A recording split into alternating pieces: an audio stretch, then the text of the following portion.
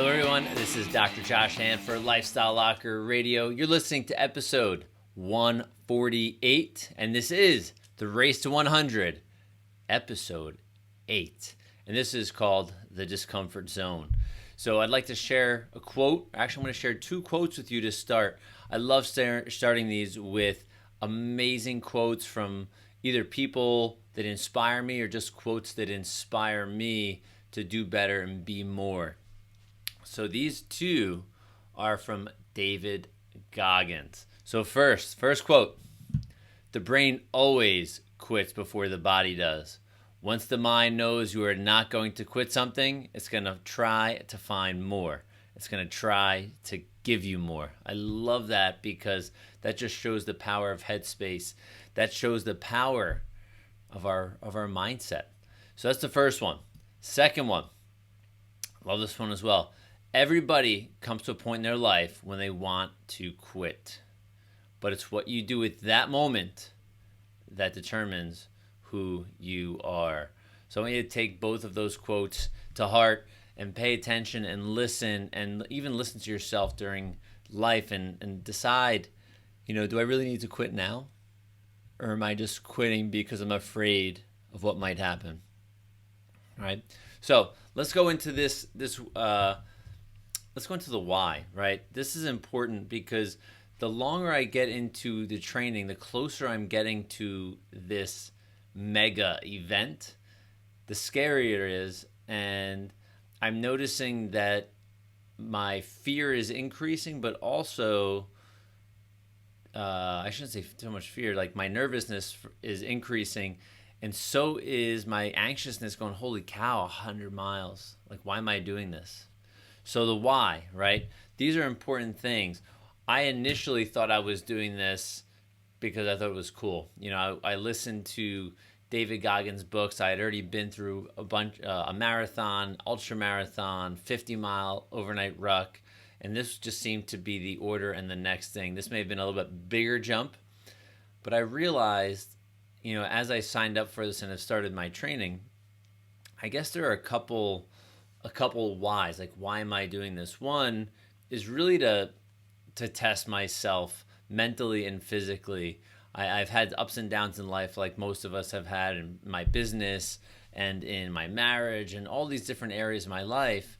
And what I'm realizing is, like with this training, I have to build in consistency in everything that I do in order to succeed, in order to give my absolute best, right? So I'm doing this. My why is multifaceted. There's a couple parts to it, I guess.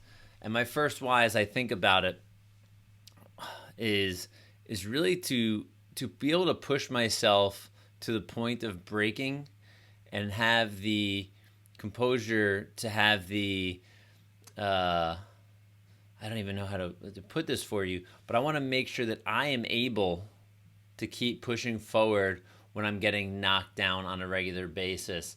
And like the quotes we just read, that one with David Goggins that says everybody comes to a point in their life when they want to quit, but it's what you do at that moment that determines who you are. So my why is I've done a lot of cool things in my life, and I've noticed that I may have been a quitter before. Then I think about it, being a baseball player, being a very good baseball player in high school, in the end of high school, when I was on a traveling team, and I had a poor coach that discouraged me. Not that he did anything directly to me, but he didn't play me after I had a game-winning home run to get us to the next game, which was right before the state championships. So, I just quit. I didn't want to play anymore. He just totally ruined it for me. But really, it was me that really loses because I quit something that I loved because of someone else. So I look at that. I look at my skiing career, my alpine skiing career, and when I realized that, between school and racing, that I had to make it, be a little bit better and put in more time, put in more training, hire another coach when I was in college skiing. If I wasn't doing this, I wasn't, willing to drop everything else in my life to become a professional skier. I just quit that as well. And, I was good. I finished almost top 20, I believe, most of the time in our races when we'd race around the Northeast here in the U.S. But, man, I think about it. Quitting is something that I've done, and I want to stop quitting. I've seen it in lots of different areas in my life. And so that's probably my why, is to break the habit of quitting, right? That's one of my big whys. I do not want to quit. I want to set out to do something and do it well, right? So that being said, that's the first why. Doing it, so doing something fully through so I don't quit. And that's important. And obviously knowing what I'm doing. If I'm doing something in business that's not generating what it should be generating, whether it's whatever the factors may be, I can pivot and change, but I don't want to quit shooting towards that initial goal that we had. So that's the first thing. Is that second thing is I love I'm a chiropractor, right? So I love seeing people do and be well and have the things in their lives that they need, the tools that they need to inspire themselves, to encourage themselves, to be their best versions of themselves. And running this race, it brings up a lot of conversations in my practice, everything from like, you're crazy, why in the world would you do such a thing? And people like, I wouldn't run I wouldn't run across the street unless someone is chasing me. And to like, wow, that is so awesome, that's so inspirational. You know what, I just started running, I ran my first 5K. That, to me, that's amazing. People taking control of their own health and their lives is so important. And for me, fitness is such a big part of my life. Because, I think about how people go and socialize and do things, and maybe I'm weird or different, but I don't mind necessarily going out and having a drink. But I would say, hey, let's all meet up and go for a hike, go for a walk, go for a run, right? Like, those are the things that I think are really cool. If we can bring our healthy lifestyle into the social setting, because right now I think social settings, not that they're not fun, but they usually just revolve around eating and drinking, right? So do we need to do those things sometimes? Without a doubt. But I think that's done too much of the time. I think the positive, the inspirational thing that I think is so neat is that we have the opportunity as we start to evolve and grow and get healthier to make choices and maybe change paradigms rather than saying, hey, let's meet up after work and meet at the bar and go get a drink. Hey, you know what, I'm going to head home, you head home, let's change. Let's go for a walk or a run. Let's just talk about our day, get stuff off our head, whether it's go with the family or a coworker, if you're not with someone else, not married or with another person. I think that's a great way to start shifting some paradigms, because I think healthier people make better choices in life anyway, right? So my whys are, one, right, to follow through and not to quit something I set out to do. And two is to keep myself and you inspired to really take control of your health and your life. And that's why I'm doing this race to 100, and I'm sharing my journey with you. So that it's really important that you know my why. I think it's important you know my why. And some of the lessons I've learned along the way is that stuff gets really hard sometimes, right? In this training for me has been pretty hard. And I'm going to go through just some of my training this week. And, you've seen I've done up to 60-mile weeks. I've done 5 days of sprinting, took a week off from travel, did lots of different things, lots of variations of working out in the dead heat of summer here in the Northeast, training on days that are upper 90s, high humidity. And now as the summer winds down, training in much cooler, more comfortable weather, I'm able to see different levels and how my capacity has grown as an athlete. And I can tell you, there are things that are important for us to know and to do as we go through these types of training. As I go through this training, I've tested everything from food, some nutrition, what else? Sleep. I do my best, and life always throws curveballs, and that's all right. It depends on how you practice your swing, is how I should say this. I've had my nephew was just born this past week, Connor James Silverman, such a cute little baby. You'll probably hear more and see of them, as I share some pictures down the road.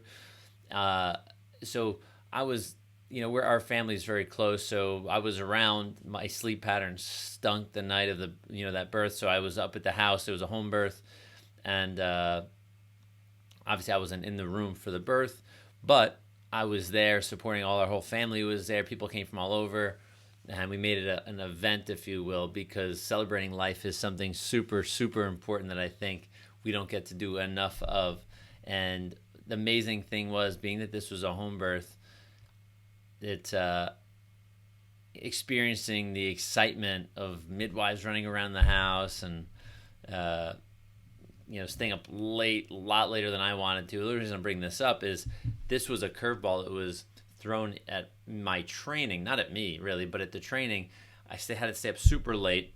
So that was a Thursday. So I'll go into my training right now and share this with you. So I get back Thursday, get home. What day did I run? I didn't train Tuesday. So yeah, here's the first curveball actually. Hold on the birth. Started a major construction project at my house, and I didn't get really any training done. I was dealing with contractors and all sorts of stuff all day until the evening, and yeah, so that just kind of threw that curveball, and I didn't eat really well. I was a little stressed, and I didn't train that day, which is not the best thing to do when you're training for an event like this. But nonetheless, Thursday comes into play. I have an amazing day seeing patients in the office, and come back, heard there's stuff going on. The baby may be born soon. She's in labor, blah, blah, blah, blah, blah. So I come home. Nothing's going on. It's kind of, the labor's a little slow at this point. So I go for my first run of the week, which was I believe a 13.55 marathon, 13.55 or whatever mile run.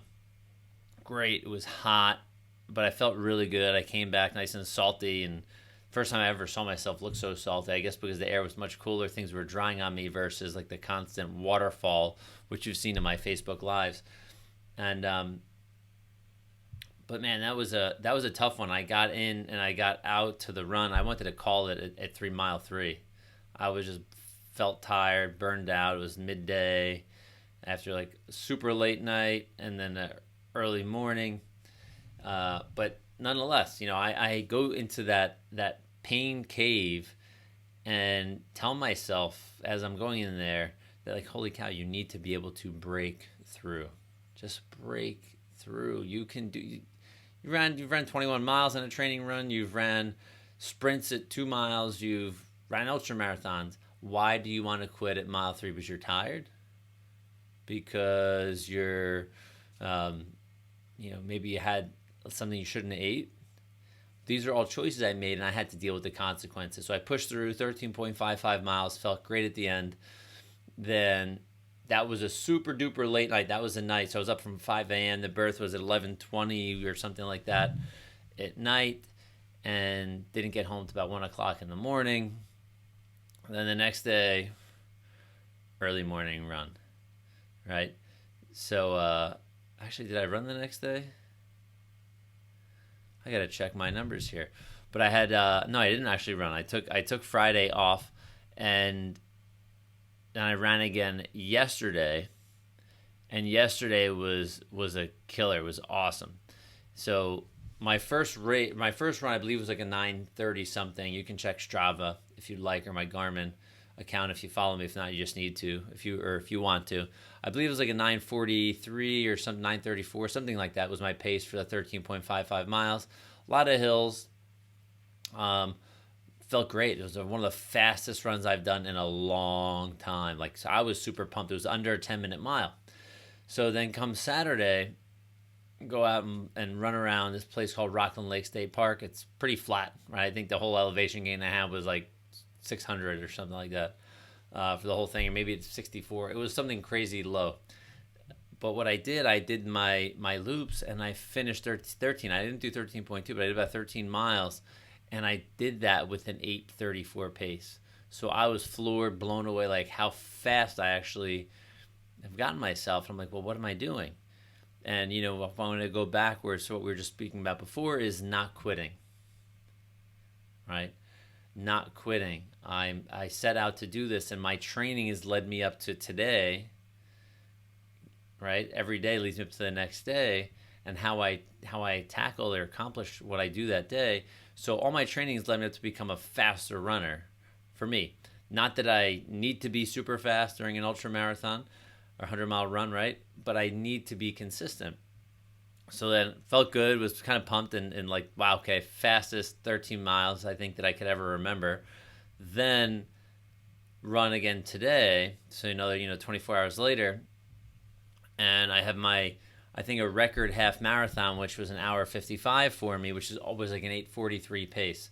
So I was pumped, super pumped, and these were like 3 very fast days for me. So I'm taking that 3 half marathons just about this week, and I feel absolutely amazing. So I want you to think, for yourself, where in your life are you in places like I was at that 3-mile mark where I wanted to quit. And I was 3 out of 13 and a half miles, right, in my run. And I was able to mentally and physically push through to hit 13 and a half miles. So where in your life, whether it's business, relationships, family, work, whatever it may be, where do you see yourself like wanting to cut it short?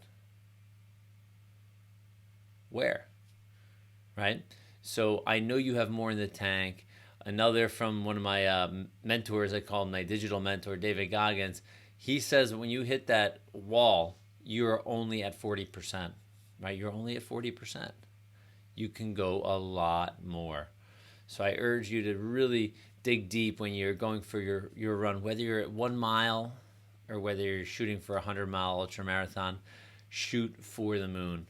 Know that if you're shooting for a mile and you only get like a half a mile in or a quarter mile in, and your body's like, listen, you've not done this before. You need to stop. You need to stop. You can't do this. And you just tell your mind, nope, I set out to do this 1 mile. I'm going to complete it no matter what I do. Walk, run, crawl, I'm doing it. And complete it. You can do it. I really, truly believe that once you take ownership and responsibility for yourself in all areas of your life, then you can go ahead and win, right? Most people that are going to do what you set out to do, the people that are like the naysayers, the people that like look at you and go, well, you can't do that. They haven't even done what you've tried and failed at. So don't listen to the people that have never done anything. If someone's an ultra marathoner, is a weathered, someone that's like a salty sea dog, like a sail captain that sailed around the world, if he's saying, hey, listen, maybe you should just pay attention to the storms coming up and prepare yourself for them, you listen to someone like that, right?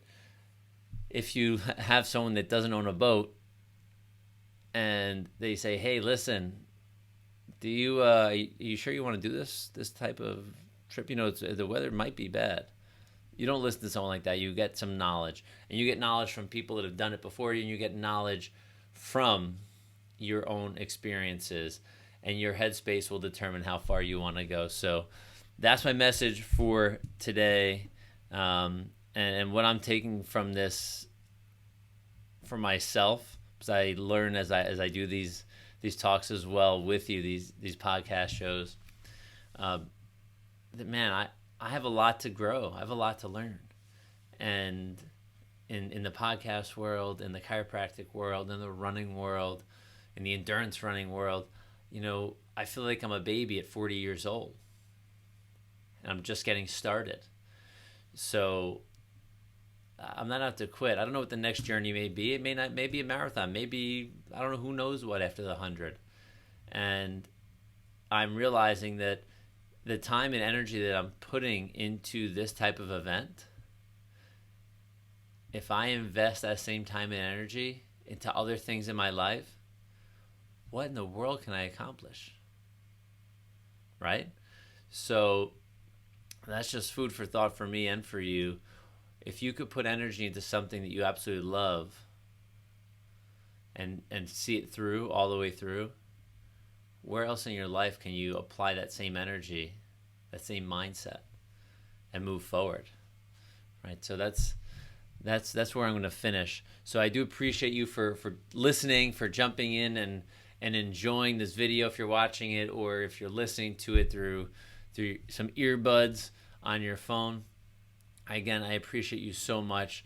If you are listening to this through iTunes or other podcast players, would you mind just jumping in and give us a review? We're going to keep plugging these Race to 100 podcasts. We're going to keep plugging along every single week. We're going to be putting them in until the week after the event, maybe even a little bit after, because I want to start to share some of my recovery with you as well, and what I'm doing and how I'm doing. I'm glad you're on this journey with me. Your support's important for me, and I appreciate you and hope this inspires you to be the best version of yourself. All right, I'm Dr. Josh Hand for Lifestyle Locker. Have a great day, evening, or night, wherever and whenever you're listening from. All right, bye-bye.